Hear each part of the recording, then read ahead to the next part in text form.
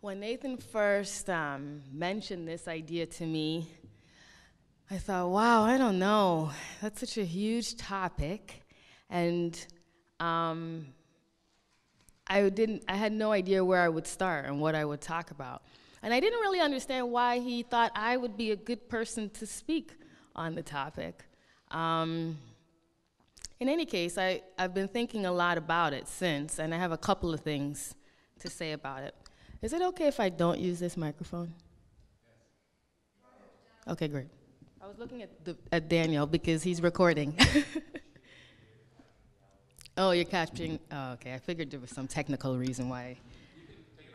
Okay, awesome. Now I feel like one of those evangelists.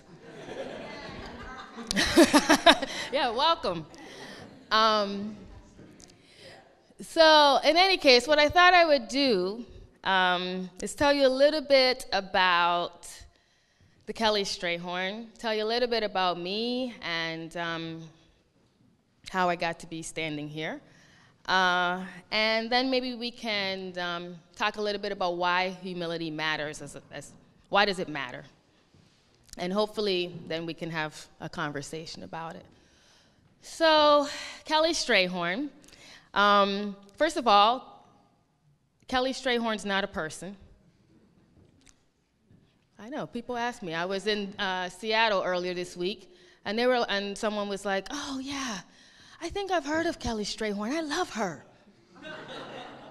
I don't think you have, because it's two people. It's Gene Kelly and Billy Strayhorn. Gene Kelly, dancer, choreographer, singing in the rain. Billy Strayhorn, jazz musician, wrote music for Duke Ellington, most famous for Take the A Train, but has a collection of beautiful music. Gene Kelly, famous star, well-known, walking red carpets. Billy Strayhorn, very quiet, in the shadows of Duke Ellington, black man, gay man, quiet personality. So very different people. And when the Regent Theater, which is 100 years old, was renovated, that was in the late 90s, by people in the community who decided that it was important to stop tearing things down in East Liberty because there had been lots of other things that had been torn down. They decided to rename it for those two people, mostly with the idea that they wanted it to symbolize to the neighborhood that it was a place for everyone. That was a key idea. So KST, we have the theater down the street, and then about 3 years ago, we merged with the Alloy, the Pittsburgh Dance Alloy, which is a dance company that's no longer around, but had been around for 35 years. And this building, the Alloy Studios, is named for them and for that company. So as an organization, we do lots of things. There's some photos behind me. I'll tell you a little bit about it. You can see, hopefully, from the photos that there are lots of different types of things that happen here. We do dance performances, theater performances, film, music, Anthony and dancers taking photos. It's a place for artists. That's what we are about, really, creating a space for people to explore ideas and to push themselves beyond whatever it is that they're doing. But it's also a place for audiences. Of course. That feels obvious to me, but sometimes it's not. It's also a place for audiences where people feel welcomed and engaged and connected to what's happening. And we try to have lots of smiles, lots of positive energy, even when we're talking about things that are really difficult, which we often do. That's just Siri and Celeste. And you'll probably see lots of people here that you recognize. We are a neighborhood theater in the sense that 60% of our audience comes from the East End. Most of that group comes from East Liberty or within walking distance. However, at the same time, we are nationally and internationally known. And that's something that I didn't really, I don't think about too often. But recently I went to a Repair the World event. Are you familiar with Repair the World? How many of you are? Okay, so some of you. So it's a service learning organization for primarily, I think, Jewish young people who are interested in service learning. And the event conversation, it was a turning the tables dinner, and we were talking about gentrification. So that was a pleasant topic. It was actually really great. But at our table, it was sort of a big group, so it was hard to talk to everyone. So we had 2 conversations going.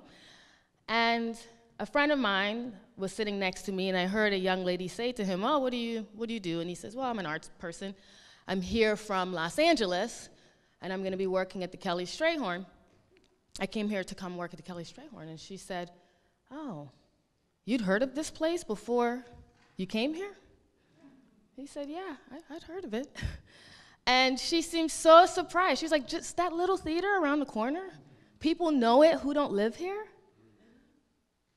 And I was just sort of eavesdropping, which I guess is something I do.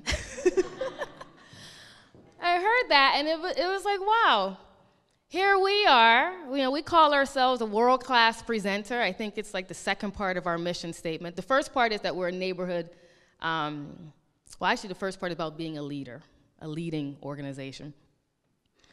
But here we are thinking of ourselves as world-class. We want to do things that people, that make a huge impression, right, locally and nationally and even internationally. And here's someone who's in an organization just around the corner, and they had no idea that that was part of who we were. The other thing that I found interesting about it is that it reminded me that, sometimes the things we know that are around us every day, and this seems to be a Pittsburgh phenomenon, we take for granted and kind of devalue it a little bit. And so it was just I had that experience in that moment as she was talking about it, kind of realizing, wow, we've still got some work to do, or maybe not, because we're humble in the way that we think about what we do. I can tell you more about KST if you want, but I don't need to, because I think I'd like you to come to more of our events. And there are photos here. And I told Nathan I was going to try to keep this to 15 minutes.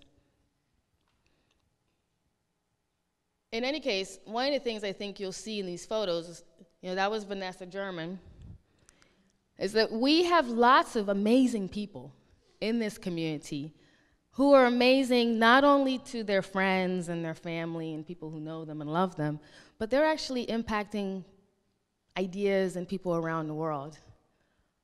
And for me at Kelly Strayhorn, what we're about is creating a place where people feel comfortable in recognizing who they are and who they're about. That's Mayor Peduto, I'm sure you recognize him. So I'm not going to talk more about KST because it makes me feel awkward, actually, to talk a lot about it. But if you have questions, I'll answer the questions. So I'll tell you a little bit about me. I was born in Guyana, South America. How many of you have heard of it? Okay, a few, okay, great. Sometimes people are like, where's that? My parents moved here to the United States when I was 9, almost 10 years old. And I wanted to go back to Guyana pretty much until I went to college. That was part of my idea, is that, being in America was fine, but I wanted to go back. In any case, I don't have what I consider a formal arts background. I learned music from my father, who's a musician. I played music all my life. I got into arts administration, I guess, in college as a producer. Chad and I went to Pitt together, where I had lots of friends who were artists, and they would ask me to do things. And actually, they didn't ask. They would sometimes just talk about how challenging it was to do whatever it was they were trying to do. And I'd say, I can help you with that, I think. And it just started that way, that I became known as a person that helped people pull arts events together. That experience, by the way, I studied economics and Africana studies because I was interested in going back to the Caribbean and being involved in economic development in the Caribbean. So that's a sidebar. Art producing and making became the thing that I did all through college, and after I graduated, I was fortunate enough to meet people who were always encouraging me to try new things. And it led to working with a museum planning company. They're kind of like these intermediaries that work between architects and the clients that they're serving to help translate ideas. So I worked for them for quite some time on a variety of projects. My first project with them was the now August Wilson Center, which back then was called the African American Cultural Facility. Imagine that. And it was a great opportunity because I had a chance to travel and do lots of things. And again, I can tell you more about that if you'd like to know. The thing about that experience was that it opened me up to the idea that I could actually do this producing thing that I did for a living, which still wasn't clear to me, even though I'd been doing it. And as I said, it was a wonderful, wonderful experience. None of that seemed particularly significant to me. It just seemed like opportunities and things that I was doing because, it was there to do, and I had the opportunity to do it. It wasn't until once I had a project in Washington, D.C. It was the USDA. So the USDA decided that we all need to know more about food and requirements and whatever their daily requirements are. And at their offices, they wanted to do some interpretive, we wanted to have an exhibition, essentially, in the lobby. So they decided that lots of people would want to come to this place. And so they wanted, before they started designing, they wanted to know what people didn't know, right? My story really isn't about that. It's about the fact that on the drive, I decided to take my mother, who does not drive. She wanted to go to DC, and I said, well, you can come with me. I have the meeting on Friday. We can hang out. Okay? So we're driving in the car, and as we're driving, she said, Janera, I'm so amazed by you. Okay, now you haven't met my mother. Okay, some of you have. This is not something she normally says. Yeah. So I was like, what do you mean? Why do you say that? And she said, well, here you are. You're driving, you were going to drive by yourself. You're going to go meet these people. She said, when you were a baby, I would never have thought that you would do that. I said, why? She said, well, you were so shy. You would cry, like all the time, if I stepped a second away from you. And she said I was hiding behind her all the time. And she was, saying, now I can't believe that you're this same person that does these things. She said, I would never do that. I would be afraid even to drive. Which I was amazed by, because I always thought of her as like the most incredible, like strongest person. We moved to the US, she didn't know anybody. My father is like, personality. You'll never wonder what he's thinking. And I always saw her as the person that kept it all together. And I couldn't believe it. I said, well, Mommy, what I'm doing is not so. Lots of people do do this all the time. And she said, no, it's amazing for me to see you doing this. I tell you that story, and I have a whole bunch more. And I'm from Guyana. I don't know if you know any Guyanese, but we tell lots of stories, like for hours. So I'm not going to do that. But I tell you that story because it's something that I think about often. So when I looked up the definition of humility, because I love reading, and I loved my third grade English teacher, Mrs. Alexander at St. Agnes Elementary School, or actually fourth grade, and she always made us look up the definitions of things. So I said, well, I'm going to talk about humility, so let me actually read what it says. So I went to our favorite source of info, Wikipedia, and I did not know that there was a saint humility. Did y'all know that? Okay, so I've had 12 years of Catholic education, and I missed that. There was saint humility. How she came about, I didn't read the extra information about the history. But there is a saint humility, and what it said in terms of the definition, I'll read it to you because I can't remember it word for word. Humility is act or posture of lowering oneself in relation to others, or conversely, having a clear perspective and respect for one's place in context. So I said, wow, that's me. And it's not just me, like Janera, but that's like the whole world I grew up in. My parents, my grandparents. I can't tell you the number of times I heard the phrase, know your place. But not in a bad way. Not in the kind of know your place that sometimes you have. You know, I go to some meetings and people are like, oh, you're Janera Solomon? I just had that happen recently. Like, oh yeah, I'm Janera. And they're like, oh, okay. And I get the impression that they wanted someone else to show up.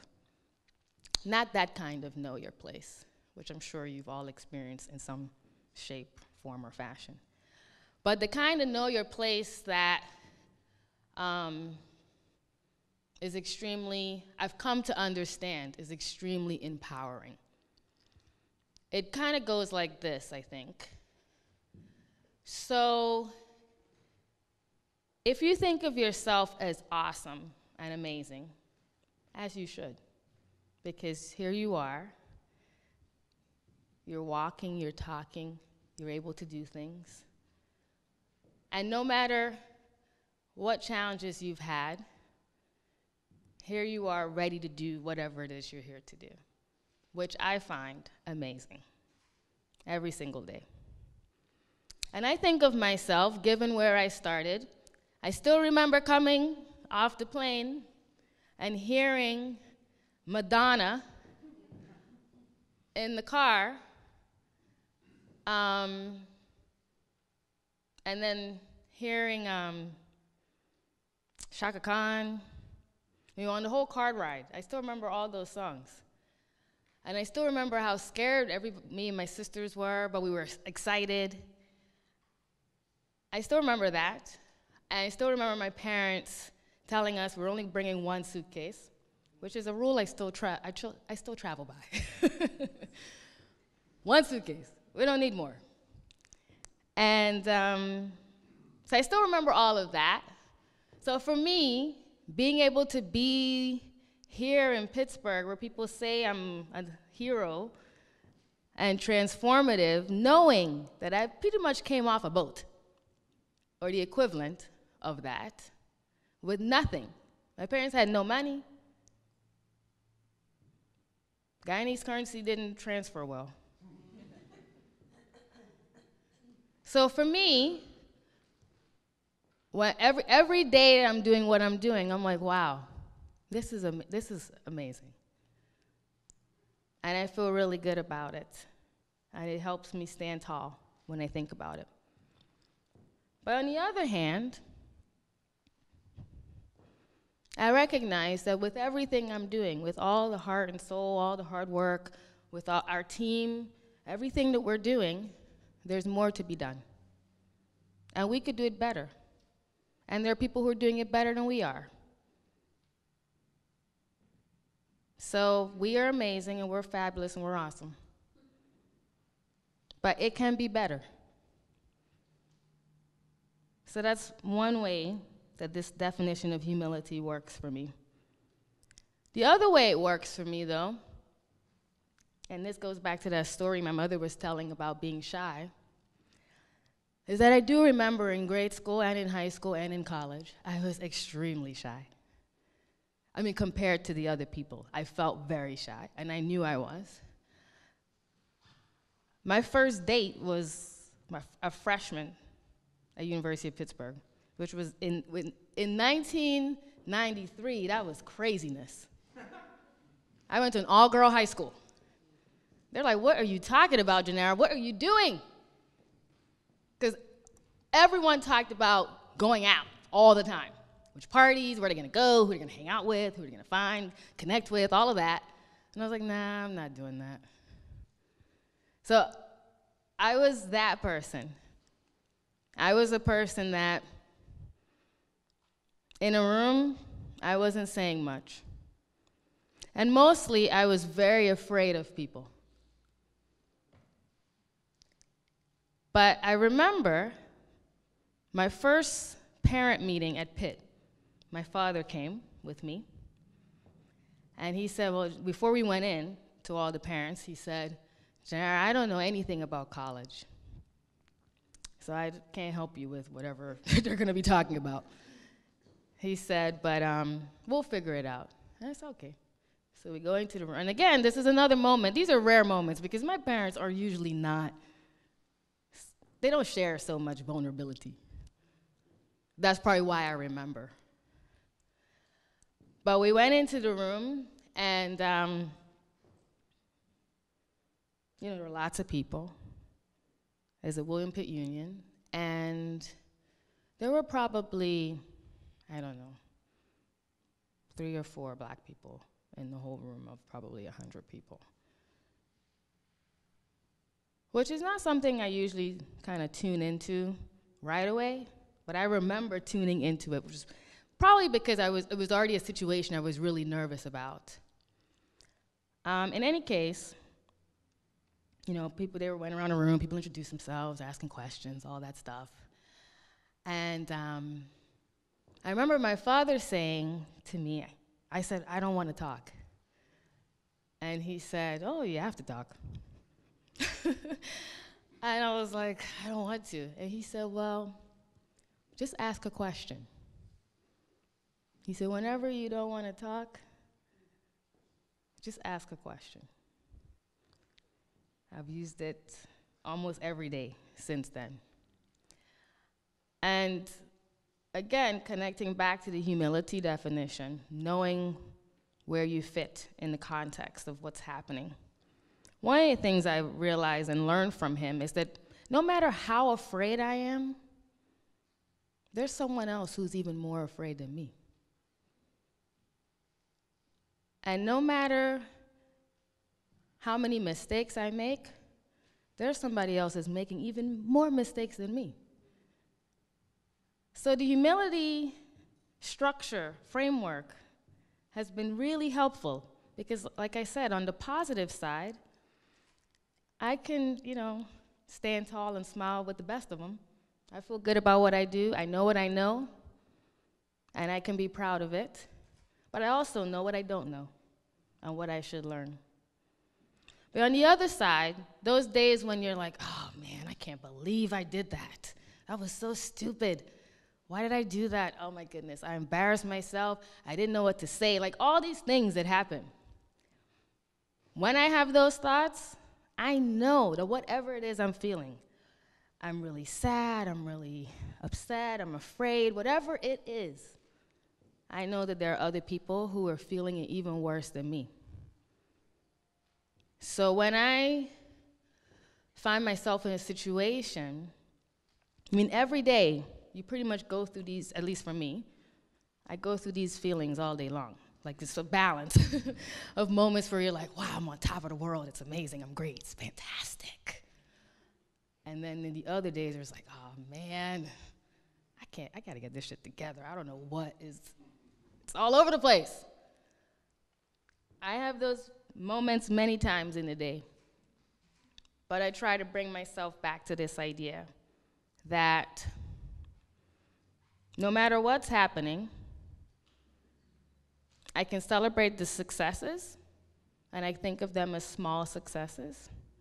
They might be big to me, but in the grand scheme of life, they are what they are. And at the same time, while I'm celebrating those successes, I recognize that we're all a work in progress. You are? So you don't have to beat yourself up about too many things. And so am I. So that's my humility talk.